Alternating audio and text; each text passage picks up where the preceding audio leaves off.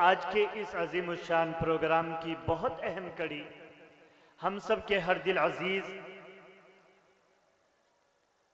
جناب حضرت مولانا مفتی محمود الحسن صاحب دامت برکاتہم العالیہ جو امام و خطیب ہیں مدینہ مسجد دہلی کے، وہ اتنی دور سے ہمارے اس ادارے کی محبت میں، اس پروگرام کی محبت میں یہاں تشریف لائے ہیں، اسٹیج پر تشریف فرما ہیں۔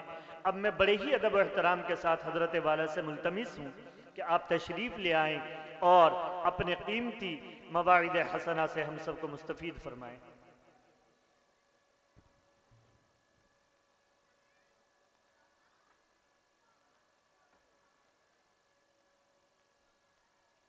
السلام علیکم ورحمۃ اللہ وبرکاتہ۔ الحمد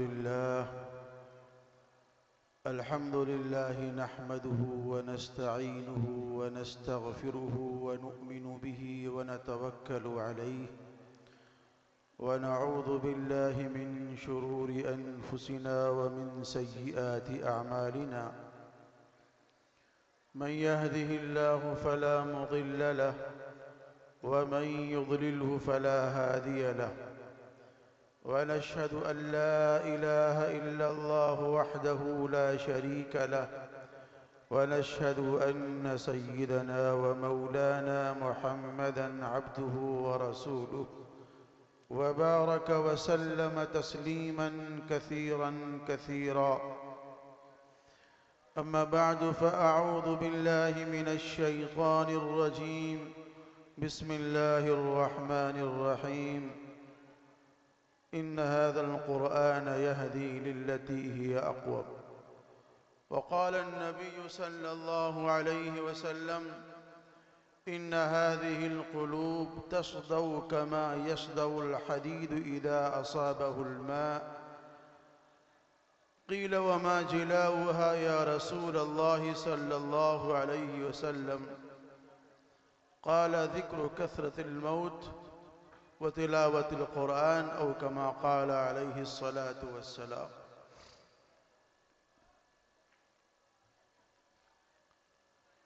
عزیزان محترم، بزرگوں اور عزیز نوجوان دوستوں اور ساتھی، رات کا کافی حصہ گزر چکا ہے۔ ہم اور آپ اس عظیم الشان اجلاس میں ایک خاص نسبت پر بیٹھے ہوئے ہیں۔ وہ خاص نسبت کیا ہے؟ وہ خاص نسبت قرآن کریم ہے۔ قرآن کریم کی نسبت پر ہمارا یہاں جمع ہونا اور اکٹھا ہونا ہوا ہے۔ یہ طلبہ عزیز جن کے سروں پر دستار باندھی گئی ہے، یہ طلبہ عزیز اور یہ بچے، یہ عام بچے نہیں ہیں۔ آپ کے سانپلہ بقال میں یا آپ کے اسی پروگرام میں بہت سارے بچے ہیں جو گھوم رہے ہیں، ٹہل رہے ہیں، اور جنہیں کسی چیز کی پرواہ نہیں، کسی چیز کی فکر نہیں۔ اللہ رب العزت نے ان تمام بچوں سے کاٹ کر، چھانٹ کر، الگ کر کے دارالعلوم رحیمیہ سانپلہ بقال کے حوالے کیا۔ یہاں کے مشفق اساتذہ کرام نے بڑے جہد مسلسل کے ساتھ اور بڑی کوشش کے ساتھ، بڑی محنت کے ساتھ ان کے قلوب میں، ان کے سینوں میں قرآن کریم کو پیوست کیا ہے، راسخ اور مضبوط کیا ہے۔ یہ عام بچے نہیں ہیں، بلکہ یہ بچے خاص بچے ہو گئے۔ اب ان کے سر پر دستار سج گئی ہے، انہیں حافظ قرآن کے نام سے موسوم کیا جائے گا اور یاد کیا جائے گا۔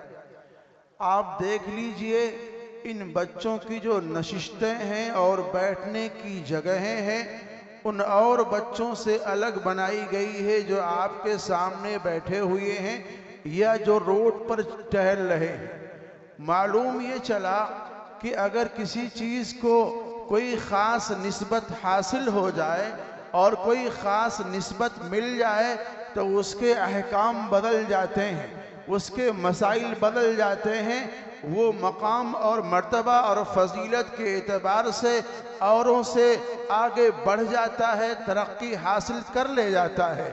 یہ بچے جنہوں نے قرآن کریم کو یاد کیا، اپنے سینوں میں محفوظ کر لیا، اب یہ بچے ممتاز ہو گئے ہیں۔ یہ بچے ان بچوں سے آگے نکل گئے ہیں جو گلی کوچوں میں کھیلا کرتے تھے، محلے میں کھیلا کرتے تھے، جو لاؤبالی پن کے شکار تھے۔ اب ان کا نام بڑے احترام کے ساتھ میں لیا جائے گا۔ ماں بھی بہت احترام سے ان بچوں کو یاد کرے گی، باپ بھی بہت شفقت اور محبت سے ان کو یاد کرے گا، بھائی اور بہنیں بھی ان کو بہت شفقت اور محبت سے یاد کریں گی، اور اسی طریقے سے محلے والے دیگر اعزاء اقربا ان کے ساتھ میں پیار اور شفقت کا مظاہرہ کریں گے، اس لیے کہ یہ بچے وہ بچے ہیں جن کی نسبت قرآن کریم کے ساتھ میں ہو گئی ہے۔ اب ان کا رشتہ قرآن کریم کے ساتھ میں جڑ گیا ہے، اس لیے یہ خاص بچے ہو گئے۔ عام بچوں سے اللہ رب العزت نے ان بچوں کو ممتاز رکھا۔ یہ نسبتیں بڑی عظیم چیز، جب کسی کو حاصل ہو جاتی ہیں، جب کسی کو مل جاتی ہیں تو وہ نمایاں کامیابی حاصل کر لیتا ہے، اس کو ترقی مل جاتی ہے، اور وہ اوج ثریا پر اس کا مقام و مرتبہ پہنچ جاتا ہے۔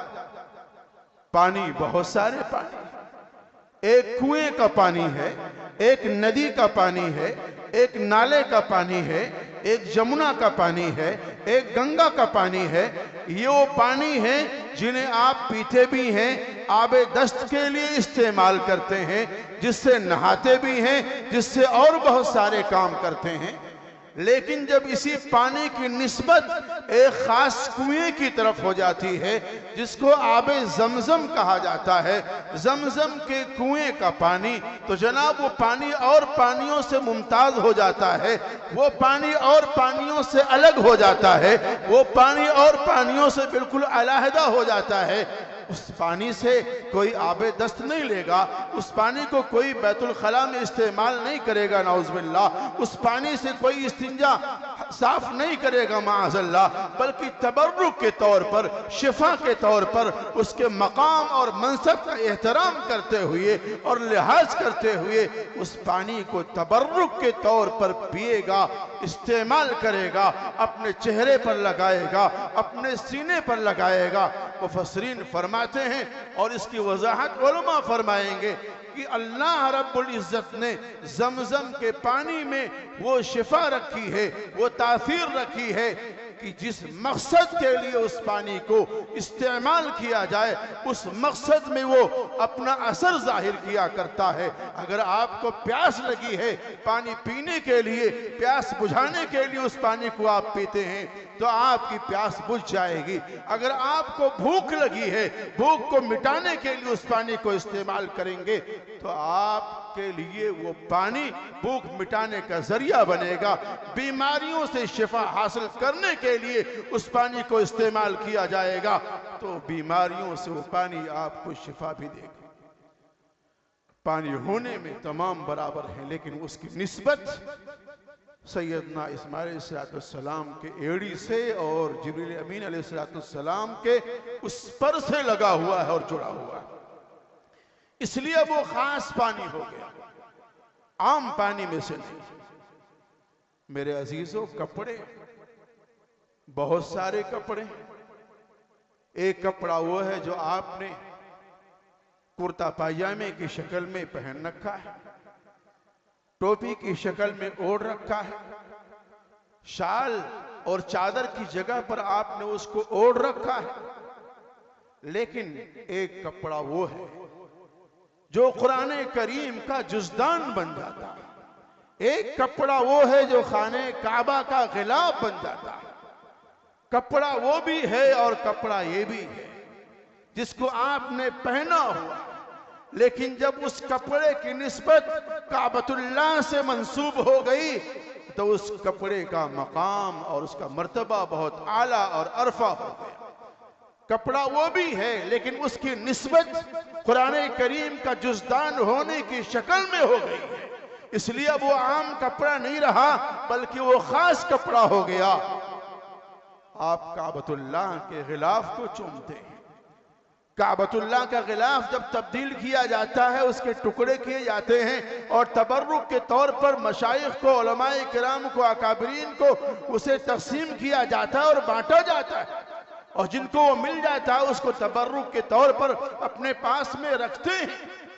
لیکن میرے عزیزو، جب آپ کا کپڑا پرانا ہو جاتا ہے، بوسیدہ ہو جاتا ہے، تو آپ اس کو تبرک کے طور پر نہیں رکھتے، آپ اس کپڑے کو جو بوسیدہ ہو گیا ہے یا تو پھینک دیتے ہیں یا کسی سائل کو مانگنے والے کو دیتے ہیں یا گھر میں وہ پوچھا وغیرہ بن کر کے استعمال ہو جاتا ہے۔ نسبت بڑی عظیم چیز ہے، جس کو یہ نسبت حاصل ہو جائے اور مل جائے، اللہ رب العزت اس کی قسمت میں 4 چاند لگا دیتے ہیں۔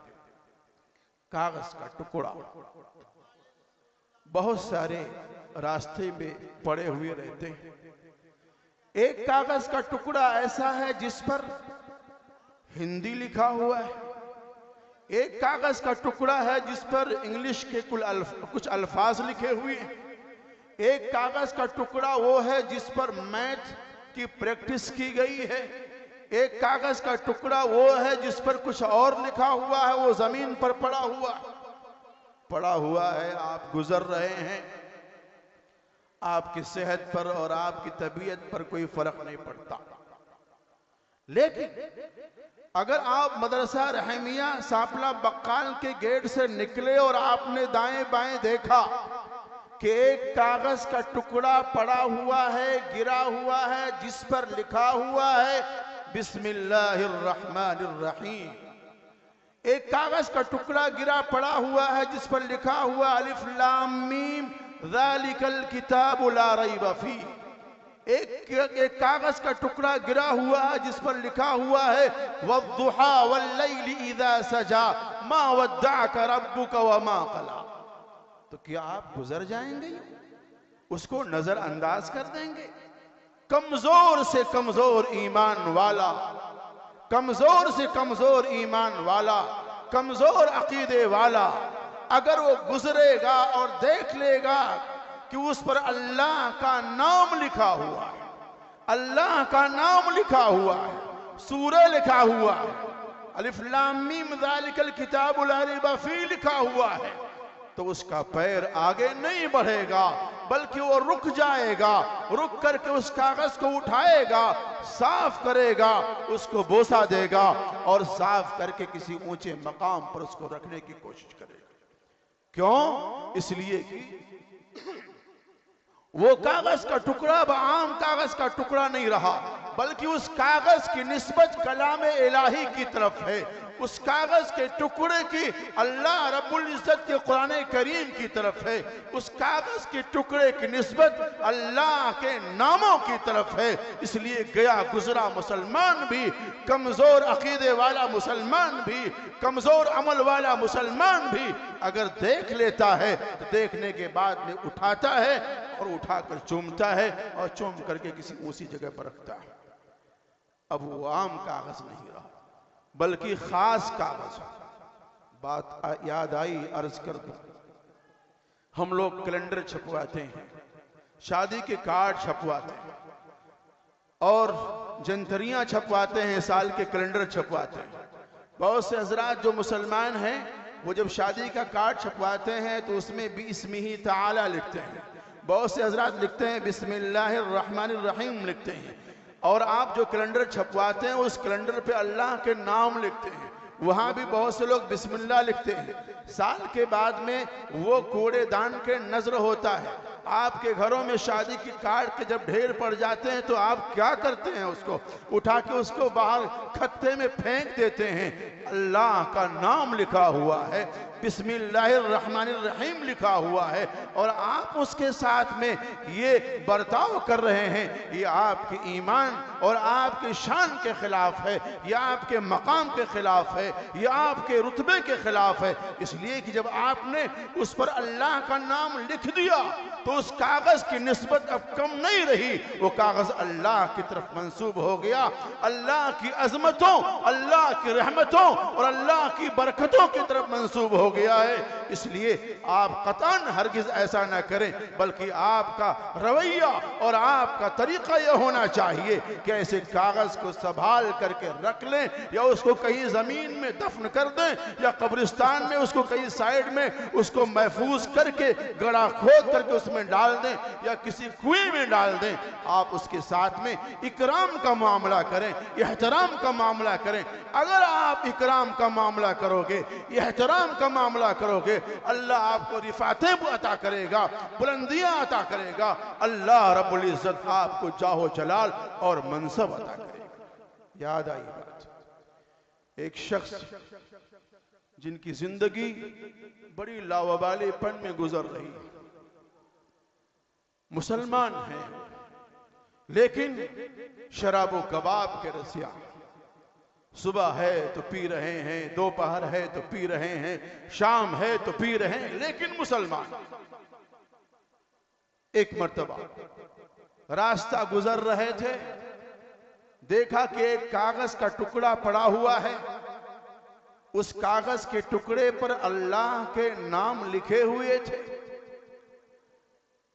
عمل کچھ بھی تھا، شراب و کباب کے رسیا تھے وہ، لیکن جو ایمان کی ہلکی سی جو چنگاری تھی، اس ہلکی چنگاری نے، اس دبی ہوئی دھیمی روشنی نے ان کو آگے نہ بڑھنے دیا، ان کا قدم رک گیا، اور اس کو اٹھایا، اور اٹھانے کے بعد اس کو صاف کیا، خوشبو لگایا اور کسی اونچے مقام پر رکھا۔ اللہ کے نام کے ساتھ میں اکرام اور احترام کا جب معاملہ ہوا، اللہ رب العزت کو غیرت آئی، اور اللہ رب العزت نے ان کی طبیعت اور ان کی حالت کو بدلا اور کیفیت کو بدلا، اور اللہ رب العزت نے ان کے گناہوں کو معاف کر کے توبہ کی طرف مائل کیا۔ ایک اللہ والے کو الہام کیا کہ جاؤ میرے اس بندے کے پاس جاؤ، اور جا کر کے میرا پیغام اسے سناؤ اور بتلاؤ۔ پیغام میرا یہ ہے کہ جا کر کے اس سے کہنا کہ اللہ رب العزت نے تمہارے گناہوں کو معاف کر دیا ہے اور تمہاری توبہ قبول کر لی ہے۔ وہ بڑے میاں تلاش کرتے کرتے کرتے کرتے جا کے جب پہنچے تو دیکھا وہ شخص میکدے میں، شراب خانے میں موجود ہے۔ کنڈی کھٹکھٹائی، میکدے کے مالک نے دروازہ کھولا، دیکھا کہ سامنے ایک بڑے میاں کھڑے، کہا کہ جناب میں فلاں نوجوان سے ملنے کے لیے آیا ہوں۔ تو میکدے کے مالک نے، شراب خانے کے مالک نے کہا جناب وہ تو نشے میں ہے، مدہوش ہے، وہ اندر پڑا ہوا سو رہا ہے، اور آپ کو اس سے کیا نسبت؟ سے نسبت خاک را با عالم پاک، کہاں آپ اور کہاں وہ نشے میں دھت رہنے والا انسان؟ کہا نہیں ہمیں کام ہے، بلاؤ۔ میکدے کا مالک، شراب خانے کا مالک اندر گیا اور کہا کہ جاؤ تمہیں کوئی باہر بلا رہا۔ وہ لڑکھڑاتے ہوئے پیروں سے دروازے پر آئے تو دیکھا ایک بڑے میاں کھڑے ہیں۔ بولا بھائی کیا بات ہے، ہمیں کیوں ڈھونڈ رہے ہو، کیوں تلاش کر رہے ہو؟ بڑے میاں نے کہا کہ مسئلہ یہ ہے اور بات یہ ہے کہ اللہ رب العزت کو تمہاری ایک ادا پسند آئی، تمہارا ایک عمل پسند آیا ہے، اس عمل کی بنیاد پر اللہ رب العزت نے تمہارے گناہوں کو معاف کیا ہے اور تمہارا مقام و مرتبہ بڑا اونچا کر دیا۔ وہ شخص ننگے پیر تھا، وہ شخص ننگے پیر تھا۔ جب بڑے میاں کی زبان سے یہ جملہ سنا کہ اللہ نے گناہوں کو معاف کر دیا ہے، اور تائبین میں ان کا نام نوٹ کر لیا ہے، لکھ لیا ہے، تو بڑے خوش ہوئے اور انہوں نے طے کر لیا کہ آج کے بعد سے جس حالت میں اللہ رب العزت نے میری توبہ کو قبول کیا ہے میں اسی حالت میں رہوں گا، یعنی کہ اپنے پیروں میں جوتیاں اور چپل نہیں ڈالوں گا، میں زندگی بھر ننگے پیر رہوں گا اور ننگے پیر چلا کروں گا۔ دنیا انہیں جانتے ہو کس نام سے جانتی ہے؟ دنیا انہیں بشر حافی رحمت اللہ علیہ کے نام سے جانتی ہے۔ یہ کون ہے بشر حافی؟ اللہ رب العزت نے ولایت کے، بزرگیت کے، کمال معرفت کے بڑے اونچے معیار پہ لا کے کھڑا کیا۔ کیوں کھڑا کیا؟ کیا وجہ بنی؟ کیا سبب ہوا؟ سبب یہ ہوا کہ انہوں نے اللہ کے نام کا اکرام کیا، سبب یہ ہوا کہ انہوں نے اللہ کے نام کا احترام کیا۔ اس کاغذ کے ٹکڑے کو جس پر اللہ کا نام لکھا ہوا تھا اس کو نئے کہ اٹھایا بلکہ صاف کیا، خوشبو لگایا، خوشبو لگانے کے بعد بوسہ دیا اور کسی اونچے مقام پر رکھا۔ یہ ادا اللہ رب العزت کو اتنی بھائی کہ اللہ رب العزت نے ان کو شراب نوشی اور میکدے سے نکال کر کے ولایت اور بزرگیت کے اعلیٰ مقام پر فائز کر دیا۔ اور کتنا بڑا مقام! مشائخ اور اکابرین لکھتے ہیں کہ بشر حافی رحمت اللہ علیہ اس ولایت کے درجے اور مقام پر تھے کہ جس راستے سے وہ گزرتے تھے اور جو راستہ ان کے گھر سے مسجد تک جایا کرتا تھا، کوئی بھی جانور اس راستے پر پلیدی اور ناپاکی نہیں کیا کرتا تھا۔ ایک مرتبہ کسی شخص نے دیکھا کہ بشر حافی رحمت اللہ علیہ جس راستے سے گزرتے تھے اس راستے پر کسی جانور نے پلیدی کر دیا ہے، ناپاکی کر دیا ہے، بول و براز کر دیا ہے۔ تو دیکھنے والے نے بے ساختہ کہا لگتا ہے کہ بشر حافی کا انتقال ہو گیا۔ تحقیق کیا، معلوم ہوا تو واقعی بشر حافی کا انتقال ہو گیا تھا۔ پتہ یہ چلا کہ جو راستہ جا رہا ہے اس راستے پر اب بشر حافی کو چلنے کی ضرورت نہیں ہے۔ جب وہ چلا کرتے تھے اللہ رب العزت نے اس راستے کو جانوروں کے بول و براز سے محفوظ اور پاک و صاف رکھا تھا۔ یہ مقام ملا ہے اللہ کے نام کے احترام کی وجہ سے، یہ مقام ملا ہے اللہ کے نام کے اکرام کی وجہ سے۔ میرے عزیزوں، میرے پیاروں، یہ بچے، یہ طلبہ عزیز جو آپ کے سامنے بیٹھے ہیں، جن کے سر پر دستار سجی ہوئی ہے، جن کے دلوں میں قرآن کریم محفوظ ہے، اگر آپ ان کا اکرام کرو گے، ان کا احترام کرو گے، ان کے ساتھ میں شفقت اور محبت کا اظہار کرو گے تو اللہ رب العزت کا معاملہ آپ کے ساتھ میں کیا ہوگا۔ لیکن آج تو معاملہ یہ ہے کہ سب سے ہلکی چیز اگر کوئی ہے تو علماء ہیں، سب سے حقیر اگر کوئی ہے تو حفاظ ہیں، قراء ہیں، سب سے حقیر اگر کوئی ہے تو ائمہ کرام ہیں۔ جس کو دیکھو علماء کے خلاف، حفاظ کے خلاف، ائمہ کے خلاف دروغ گوئی اور طعنوں اور تشنیع کا نشانہ بنائے، رکتا نہیں اور چکتا نہیں۔ آپ کو تو اکرام کرنا چاہیے تھا، آپ کو احترام کرنا چاہیے تھا۔ اگر آپ کو دنیا میں رفعتیں حاصل کرنی ہے اور مقام بلند حاصل کرنا ہے تو آپ کو ان کے ساتھ میں اکرام اور محبت کا معاملہ کرنا تھا۔ اگر آپ اکرام و محبت کا معاملہ کریں گے تو اللہ رب العزت آپ کو بھی بشر حافی جیسی ولایت، بزرگیت اور مقام و مرتبہ اللہ آپ کو عطا کرے گا۔ ایک روایت یاد آئی، حضرت بریدہ رضی اللہ تعالیٰ عنہ کی روایت ہے، مسند احمد نے اس روایت کو کوڈ کیا ہے جس میں فرماتے ہیں کہ میں آقا کریم نبی دو جہاں صلی اللہ علیہ وسلم کی خدمت اقدس میں بیٹھا ہوا تھا۔ آپ نے ارشاد فرمایا کل قیامت کے دن جب صاحب قرآن اپنے قبر سے اٹھایا جائے گا اور نکالا جائے گا تو صاحب قرآن سے قرآن اس حالت میں ملے گا کہ بہت نحیف اور کمزور ہوگا، جیسے کہ کوئی کمزور انسان. تو قرآن کریم کہے گا کہ کیا تم مجھے پہچانتے ہو؟ وہ شخص کہے گا نہیں، میں آپ کو نہیں پہچانتا. قرآن کریم پھر کہے گا تم مجھے پہچانتے ہو؟ وہ شخص منع کرے گا کہ نہیں، میں نہیں پہچانتا. قرآن کریم کہے گا کہ میں تمہارا وہ دوست ہوں جو سخت گرمیوں کے دنوں میں تمہیں پیاسا رکھتا تھا اور رات کو اللہ کی بندگی کے لیے جگا کے رکھتا تھا. تم اللہ کے احکام پر عمل کرنے کی وجہ سے دن میں روزہ رکھتے تھے اور رات کو شب بیداری کیا کرتے تھے. ہر تاجر اپنی تجارت سے نفع حاصل کرتا ہے، اور آج تم بھی اپنی تجارت سے نفع حاصل کرو گے. پھر اس کے بعد صاحب قرآن کو دائیں ہاتھ میں بادشاہت دی جائے گی، بائیں ہاتھ میں ہمیشگی کے لیے جنت میں داخلے کا پروانہ اس کو دیا جائے گا. اس کے سر پر وقار کا تاج رکھا جائے گا.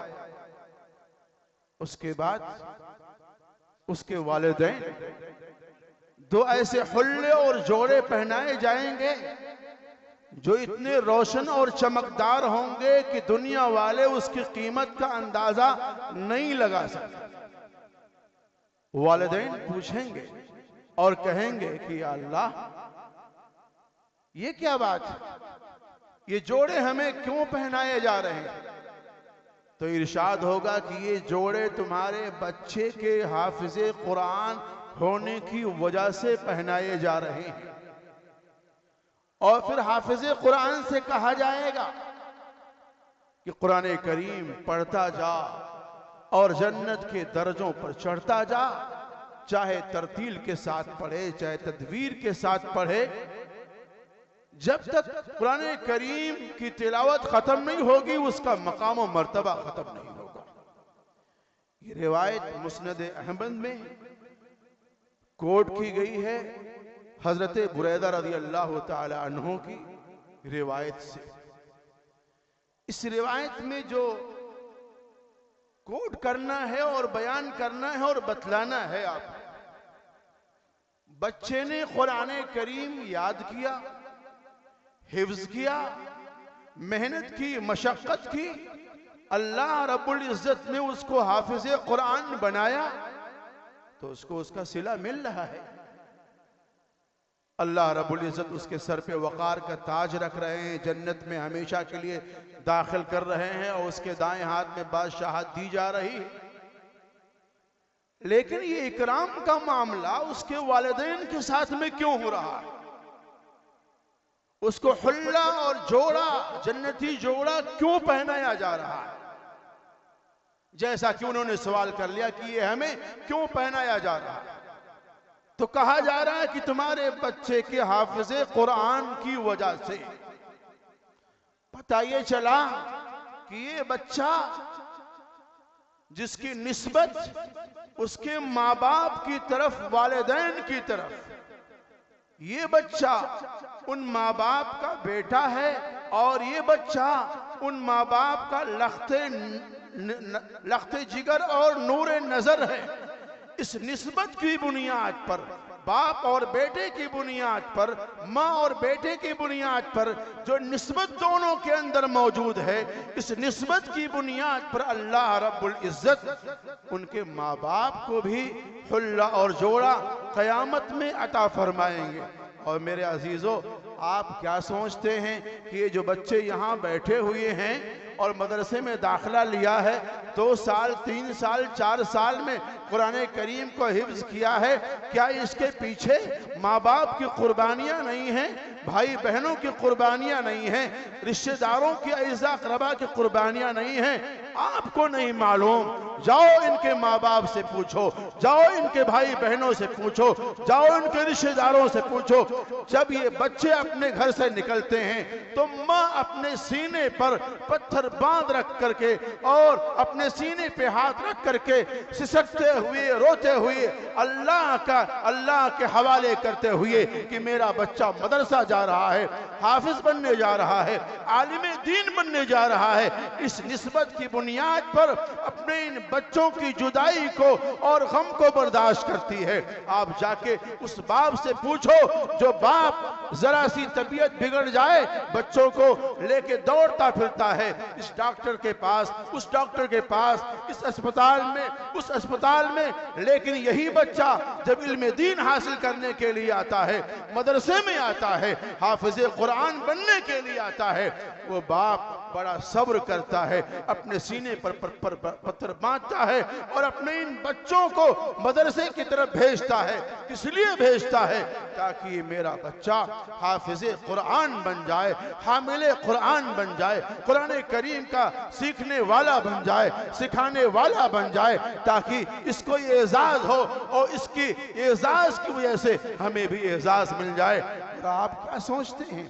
یہ بچے جو اپنے ماں باپ کو چھوڑ کر کے آتے ہیں، ان کی کم قربانیاں ہیں؟ ان کی قربانیاں آپ ان لوگوں سے پوچھیں جنہوں نے اپنے ماں باپ کو چھوڑا ہے، اپنے گھر بار کو چھوڑا ہے، اپنے بھائی بہنوں کو چھوڑا ہے اور اپنے گھر کے آرام دہ چیزوں کو چھوڑا ہے، چھوڑ کر کے آتے ہیں، ٹاٹ پر بیٹھ کر کے قرآن کریم کو یاد کرتے ہیں، سوکھی روٹی کھا کر کے، سخت سست برداشت کر کے قرآن کریم کو یاد کرتے ہیں۔ میرے عزیزو، کبھی تنہائی میں یہ بچے ہوتے ہیں تو کیسے تڑپتے ہیں اور کیسے روتے ہیں اپنی بہن کے لیے، اپنے بھائی کے لیے، اپنی ماں کے لیے، اپنے باپ کے لیے۔ ان کا سینہ اور کلیجہ پھٹتا ہے جب ماں باپ یاد آتے ہیں، لیکن یہ سب کچھ برداشت کرتے ہیں۔ کیوں؟ اس لیے برداشت کرتے ہیں تاکہ قرآن کریم کی حافظ بن جائیں، قرآن کریم کے حامل بن جائیں۔ یہ قربانی کم قربانی ہے؟ پوچھو ان علماء سے جو اسٹیج پر تشریف فرما ہے، پوچھو ان علماء سے جو بیان کر کے جا چکے ہیں کتنی مسائل اور کتنی مشقتوں کے بعد میں انہوں نے علم دین کو حاصل کیا ہے، حافظ قرآن بنے ہیں، عالم دین بنے ہیں۔ میرے عزیزو، یہ قربانیاں کم قربانیاں نہیں۔ اس لیے اللہ رب العزت کے ہاں دیر تو ہو سکتی ہے لیکن اندھیر نہیں ہو سکتی۔ اللہ کے ہاں دیر تو ہو سکتی ہے لیکن اندھیر نہیں ہو سکتی۔ اللہ ان بچوں کو بھی نوازے گا اور اللہ رب العزت ان بچوں کے ماں باپ کو بھی نوازے گا۔ ایک آخری بات کہہ کر کے اپنی بات کو ختم کروں گا۔ ہمارے والد محترم کہ بہت ہی خاص استاذ اور پیر و مرشد مسیح الامت حضرت مولانا مسیح اللہ خان صاحب جلال آبادی نور اللہ مرقدہ، آپ تمام لوگ حضرت کی شخصیت سے واقف ہوں گے۔ ہمارے والد صاحب کی پیر و مرشد اور ہمارے والد صاحب کے استاذوں میں سے حضرت کے ملفوظات میں ایک واقعہ بہت ہی عبرت والا۔ وہ واقعہ حضرت تحریر فرماتے ہیں، لکھتے ہیں کہ ایک فیملی تھی، بچے ہیں، باپ کا اچانک انتقال ہو گیا۔ باپ کا انتقال ہوا تو عام طور سے بچہ اگر یتیم ہے تو یہ تصور اور یہ خیال اور دماغ میں بات آتی ہے کہ اب اس بچے کو مدرسے میں ڈال دیا جائے۔ حالانکہ اس تصور کو بہت سارے لوگوں نے غلط قرار دیا ہے اور اس کا انکار کیا ہے کہ نہیں، صرف یتیم بچہ ہی نہیں بلکہ مالداروں کے بچے بھی آ رہے ہیں، رؤساء کے بچے بھی آ رہے ہیں، پڑھے لکھے لوگوں کے بچے بھی آ رہے ہیں، انجینئر کے بچے بھی آ رہے ہیں، ڈاکٹر کے بچے بھی آ رہے ہیں، وہ بھی حافظ بن رہے ہیں۔ تو اس خاتون نے یہ سوچا کہ میرا بچہ ہے تو اس بچے کو میں کسی مدرسے میں جا کر کے داخلہ دلا دوں تاکہ میرا بچہ کفالت کا ذریعہ نہیں، پرورش کا ذریعہ نہیں، مدرسے میں رہے گا، حافظ بن جائے گا۔ تو اس خاتون نے اپنے شوہر کے تعلق سے خواب دیکھا۔ خواب یہ دیکھا کہ ایک گڑھا ہے اور اس گڑھے کے اندر آگ جل رہی ہے اور میرا شوہر اس آگ کے اندر جل رہا ہے اور تڑپ رہا ہے، بڑا بے چین ہو رہا ہے۔ وہ خاتون اپنے شوہر کو خواب میں بار بار دیکھتی ہے، اس خیال سے نہیں بلکہ اس خیال سے کہ میرا بچہ حافظ بن جائے۔ گھر سے نکالا، مدرسے میں لے کر کے آئی، محتمم صاحب سے بات کیا اور محتمم صاحب کے حوالے کر دیا۔ عام طور سے جو مدرسین ہیں بچوں کو قرآن شریف پڑھاتے ہیں، نورانی قاعدہ پڑھاتے ہیں، تو شروع میں جب بسم اللہ کرائی جاتی ہے تو بچہ صحیح سے بسم اللہ نہیں کر پاتا، تو استاذ کیا کرتا ہے، توڑ کر کے بچے کا لحاظ کر کے بسم اللہ کو سکھاتا ہے اور یاد کراتا ہے۔ بسم اللہ الرحمن الرحیم، اور ایک بار نہیں، بار بار۔ اب وہ بچہ گھر سے نکل کر کے مدرسہ آ گیا ہے، استاذ کے پاس آ گیا ہے، بسم اللہ یاد کر رہا ہے، سیکھ رہا ہے، اس کی تصحیح کر رہا ہے، اس کو یاد کر رہا ہے۔ اب وہی خاتون، جس خاتون نے پہلے خواب دیکھا تھا کہ ایک گڑھا ہے، اس گڑھے کے اندر آگ جل رہی ہے اور میرا شوہر تڑپ رہا ہے، پریشان ہے، جل رہا ہے، اب وہی خاتون خواب دیکھ رہی ہے کہ ایک باغیچہ ہے، ایک پھلواری ہے، ہر طرح کے وہاں فروٹ موجود ہیں، عمدہ ہوائیں، طرح طرح کے پھول ہیں، اور میرا شوہر وہاں گھوم رہا ہے اور مزے لے رہا ہے۔ اس خاتون نے پوچھا اور سوال کیا کہ بھئی یہ کیا مسئلہ ہے؟ پہلے میں تمہیں خواب میں دیکھا کرتی تھی کہ ایک گڑھا ہے، اس میں آگ جل رہی ہے، تم اس میں تڑپ رہے ہو، بے چین ہو، پریشان ہو، اور اب کچھ دنوں سے خواب دیکھ رہی ہوں کہ نہیں، تمہارے ساتھ میں معاملہ بڑا اچھا ہو گیا ہے، بڑا بڑھیا ہو گیا ہے۔ تو شوہر نے کہا کہ اللہ تمہیں جزائے خیر عطا فرمائے، اللہ تمہیں بہترین بدلہ عطا فرمائے۔ وہ جو تم نے نیک کام کیا ہے نا، کہ میرے لخت جگر اور نور نظر کو گھر سے نکال کر کے مدرسے میں پہنچا دیا، مسجد میں پہنچا دیا، اور وہاں جا کر کے میرا بچہ اللہ کا نام لے رہا ہے، کہہ رہا ہے بسم اللہ الرحمن الرحیم، تو جس دن سے میرے بچے نے اللہ کا نام لینا شروع کیا، بسم اللہ الرحمن الرحیم پڑھنا شروع کیا، اللہ رب العزت کو جلال آیا، اور اللہ رب العزت کو غیرت آئی، اور اللہ نے حکم دیا کہ نہیں، اب میرے اس بندے کے ساتھ میں وہ سلوک نہیں ہوگا، اب اس کے سیئات کو حسنات سے مبدل کر دو، اس کی جگہ کو تبدیل کر دو۔ ایسا نہیں ہو سکتا ہے کہ اس بندے کا معصوم بچہ دنیا کے اندر مجھے رحمان کہہ رہا ہو، مجھے رحیم کہہ رہا ہو، میری کبریائی اور بزرگی بیان کر رہا ہو، مجھے یاد کر رہا ہو، اب ایسا نہیں ہو سکتا۔ اس کو جہنم سے نکال کر کے جنت میں اس کا ٹھکانہ بنا دو۔ تمہارے اس عمل کی بنیاد پر اللہ رب العزت نے میرے ساتھ میں یہ اکرام کا معاملہ کیا۔